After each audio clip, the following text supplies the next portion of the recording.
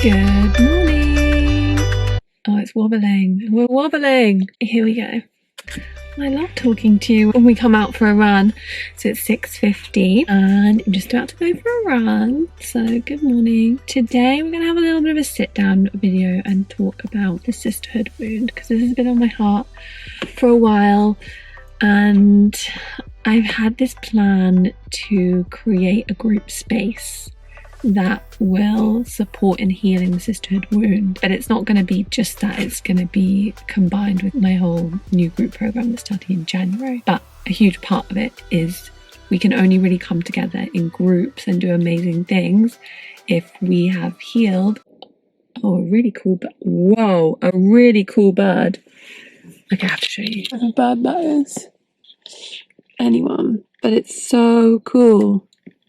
Hello, baby. If we're going to do anything successfully in a group of women, we need to be on the same page about supporting each other and really feeling amazing when someone else achieves something amazing. And it's so easy for us to just be supportive in our minds and in our words, because of course we want to be supportive, but it's a different thing and it works on a different level when you truly feel in your heart and soul that you are really rooting for other women to win, because it's not something that we are taught, it's not something that's in society. It doesn't come naturally for all of us. It didn't come naturally for me. So I am really excited to dive into that a little bit of my story and healing the sisterhood wound, and hopefully some things that might support you as well if it's something that you're working with. Anyway, so I'm gonna go for a run. So you enjoy sitting there. I'll see you in 1 second. Mwah.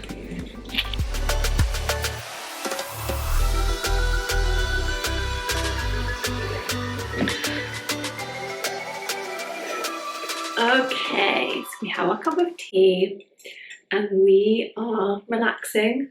We're chilling today. We are talking about the sisterhood wound and healing the sisterhood wound.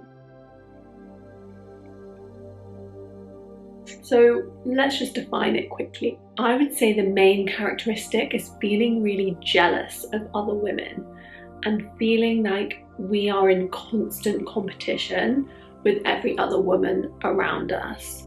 And it kind of manifests in us like not speaking our voice with other women, not trusting them, feeling really small when we're in groups of women, and is really characterized by essentially our own low self-esteem.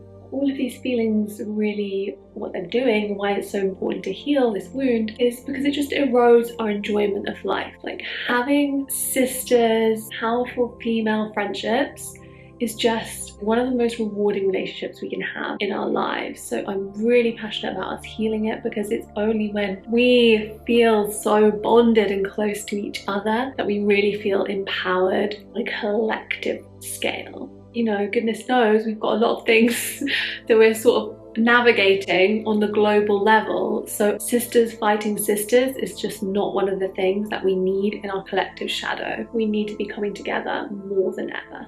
So let's rewind a little bit and do a little bit of my personal story. So one thing I'm not going to go into today is the mother wound and how that relates to the sister wound, because obviously it's pretty close. But the mother wound, or the mother connection, whatever you want to call it. I don't always love calling it wound, because sometimes it's just like the learning and growth that we get from having bumps in the road in certain connections and bonds that we have. So rather than mother wound, it's just the highs and lows of the mother-daughter relationship. We can call it that, something else. I don't know. So I'm not going to talk about that, but obviously that's quite a potent point, and we'll go into that probably in another video. I will tell you the two main triggers for me and what really caused me to, because I was deep in this, like this is something that I really had to work on to heal. I was 100% jealous of everyone, every woman around me. I just thought everyone was more beautiful, more successful, had more personality, was more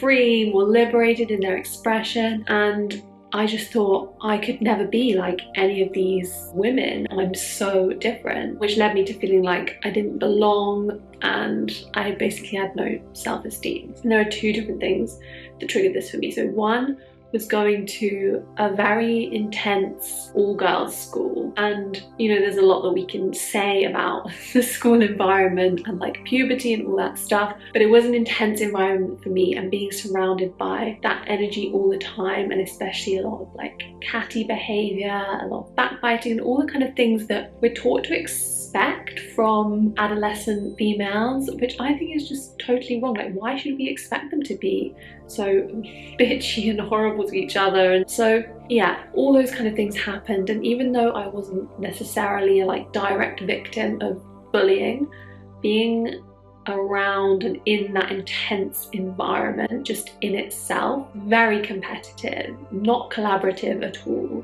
It's just, there was a lot of gossip, there was a lot of talking behind people's backs, and so I learned very early on that actually it's not safe to be vulnerable around other women, and actually what's most important is that I need to protect myself. That's the lesson that I learned from that environment. And then second was, I was growing up, becoming a woman through my adolescent phase, when all those like trashy magazines and like celebrity gossip magazines were becoming really, really popular. And it was that time where all the like Lindsay Lohan and Paris Hilton and Misha Barton and everyone was super, super thin as well. There was that whole like anorexia chic phase that was happening, and all this press, all these magazines were doing were just absolutely destroying these women, just being like, oh, she's lost 5 pounds, she's put on 10 pounds, she's too fat to be in that movie, and like she can't be famous because look at her wrinkles. And just, it was awful, it was so destructive. And at the time I did not see it as destructive. I just thought like, oh, this is how the world is, like we get scrutinized in that way, therefore it's really important for me to understand my competition, and then for me to look a certain way and do certain things so that I won't be trashed. So this really environment of fear basically around who you are as a woman, and especially around your body. So again, like I'm not going to go into like eating disorders and body image stuff in this video, but just know that that also played a part into it, right? Into this competitive thing around what we look like, and that's still, I mean, it's still going on massively. So again, I'm not going to go right into that. We're going to talk about healing the sisterhood wound. But those were two main things that through like puberty especially, which is such an important time in terms of us becoming women, those are the two things that really triggered this innate jealousy and like competition with other women. Wow, sorry guys, I'm really struggling today with my voice, with my throat. I was actually talking to my friend about this. She says she gets really triggered when she uses her voice and is especially speaking really powerful truth for her. And I think maybe this is one of those things for me too. I feel like it's like crunching up. I don't know, you guys can probably hear it too.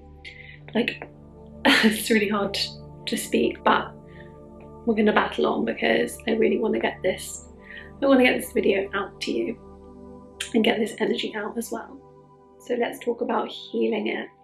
So healing the sisterhood wound is really about healing that battle actually with yourself. So it's not so much about the other women, right? It's really about how you feel about yourself. And the reason it's manifested in this way is because our low self-esteem is telling us, I'm not good enough, but there is a way I can feel better. And the way I can feel better about myself is if other women are less than me. And that's the root of this. I feel ashamed about who I am. I feel ashamed about being a woman. And the way I get to feel better is if other women are less than, they're more ashamed of themselves, they feel worse about themselves than I do. And this is where the competitive element comes in, because it's like, well, if I make you look bad, if I make you look worse, then I look better. And it's just, I mean, it's just heartbreaking. It's really heartbreaking to think about it. It's really painful as well that so many of us have been through this for a lot of our lives. So I feel like you can probably predict where I'm going to go with this in terms of healing it. So the first thing we want to look at when we're looking at healing, I'm going to need to drink. Sorry, I'm really struggling to get this out. I hope it's going to sound okay. I think it might be a bit quiet. So first, you have to work on feeling whole and empowered in yourself. I mean, I feel like that's the number one step for healing anything, but especially this. It's, don't start by looking at, oh, why do I feel jealous, or why do I feel like I want to compete with these other people? No, instead, look inside you and ask yourself, what do I feel like I'm missing from within me? What do I feel ashamed of? What do I feel guilty for? Why do I feel so small? And start there. Start with you, because you are your own sister to yourself first, right? So that's the first thing you want to do. Dive into that. I have a video on shadow work, actually. I'll pop that up in the corner. That might be really helpful if you haven't really done any of this work before, but this is deep work, and it's not something necessarily that we can do through video, but this is something that I would work with clients on, for example.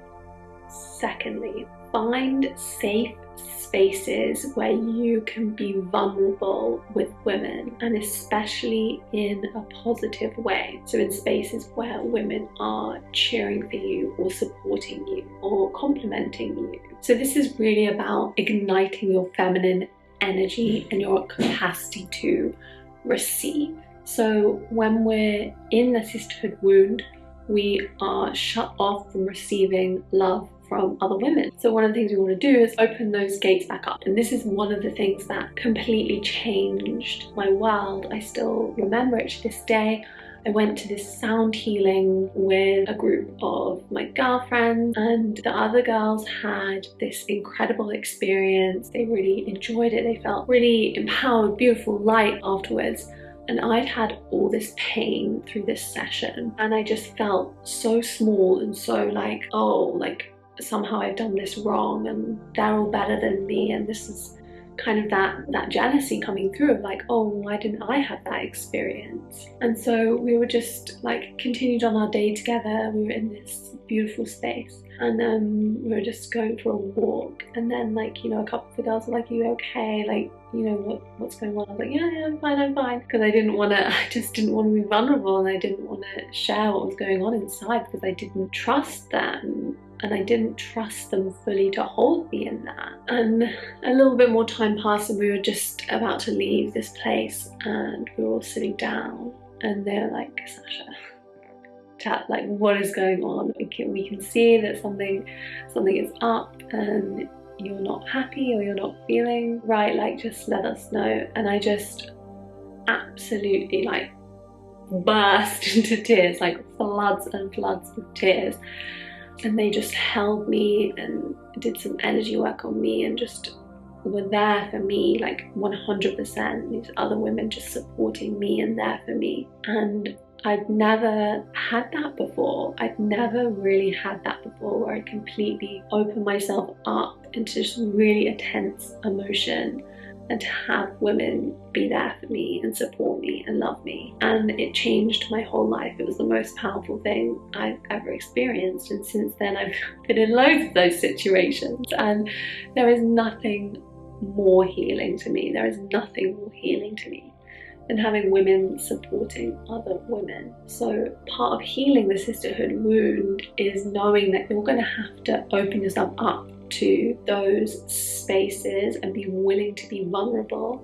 And this is why I really suggest going into an intentional space where there's a guide, where there's a mentor who's going to hold the space, especially if you're new to it and you're concerned about your own boundaries, for example. Make sure you're with a really good guide, teacher, healer who sets the right intention for the space. And then the third thing I would say to do is to receive some energy work on your sacral chakra, work on your sacral chakra.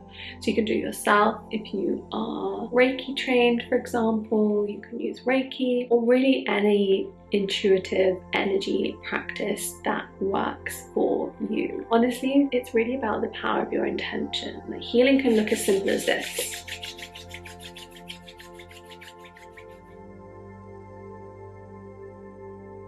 It's heart healing, because my intention is to create energy and to channel it into my heart center. And it feels so good. So just know that healing gets to be simple as well. Energy work gets to be simple. But one of the things I highly suggest doing is working on your sacral chakra. Maybe I'll do a special video meditation hypnosis on this, a healing practice for you. Because as I said, so much of the sisterhood wound is a wound in our relationship to ourselves, in our relationship to our own feminine energy. So that is where it's birthed, right? Our sacral chakra is where our feminine energy, our cosmic creatrix lives. It's where she's birthed, it's where her energy is held. So empowering and strengthening your connection to your sacral area will support you energetically in healing that wound. Oh my gosh, okay, I'm really sorry that I couldn't speak through half of that. I really wanted to share this message, but maybe it just wasn't ready to come out. I don't know. But anyway, if you enjoyed any of what I said, if any of it resonated, please hit the like button, subscribe, all the good stuff, leave a comment, and yeah, until next time. Hopefully some of this throat chakra energy is cleared. Maybe I should have done the healing on my throat chakra. Should I just do one right now? Okay, you really don't need to see this, do you? But this is how we roll. Anyway, okay, I'm loving you all so much, and I will see you in the next video.